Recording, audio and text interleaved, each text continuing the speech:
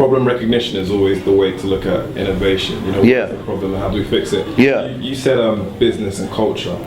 Do those two things coexist because one usually seems more dominant than the other? Sometimes people are more about the culture, whereas like venture capitalists may be more about the business. No. You know, so one of my advisors right now is a gentleman by the name of Ben Horowitz. Okay? And so, you know, they've been investors in Twitter, in Foursquare, in Skype.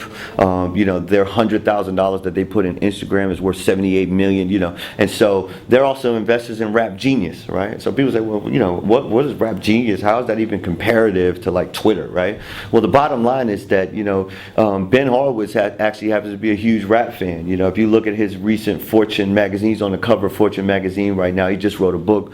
You know, I'm gonna give a plug to his book because I just read it 2 times, The Hard Thing About Hard Things. He's very, very, very interested in how technology advances culture.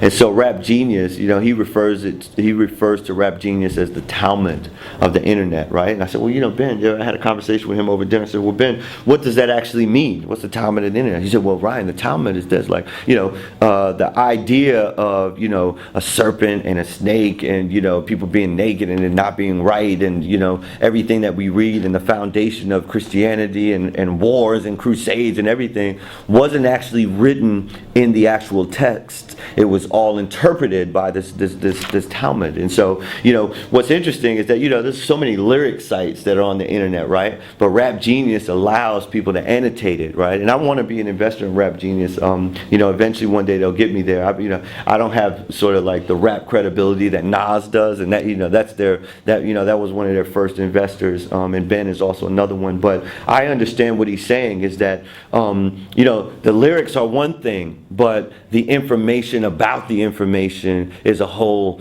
nother level of understanding. And so, you know, if the Talmud could actually create, you know, the foundation of Catholicism and, you know, the Christian holy wars, etc., Ben investing in Rap Genius as the Talmud of the internet, there's Wikipedia, yes, but then when you could take it a step further and have information about the information, that's amazing for culture. And so, you know, I think with everything, whether it's connectivity, whether it's Instagram, etc., those are also cultural contributions, right?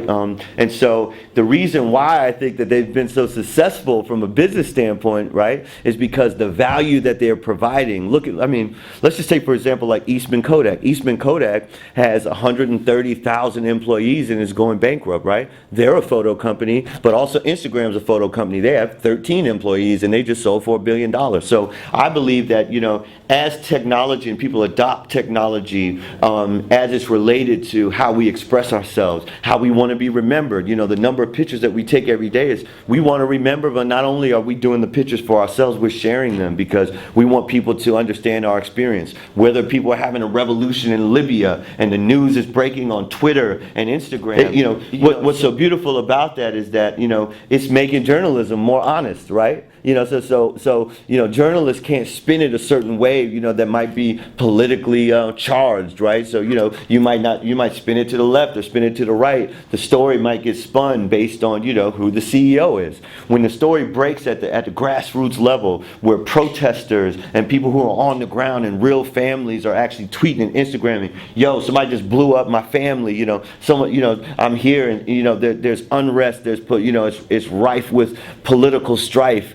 You know, journalists got to be more honest. The story is being told in a more honest way, and so I believe that technology really is it's an enabler of culture. And so when we invest in technology, we're enabling ourselves as a generation to contribute more to the world. And so, yeah, I believe that business and great business is really driven by people's attention to how a product can affect culture. You know.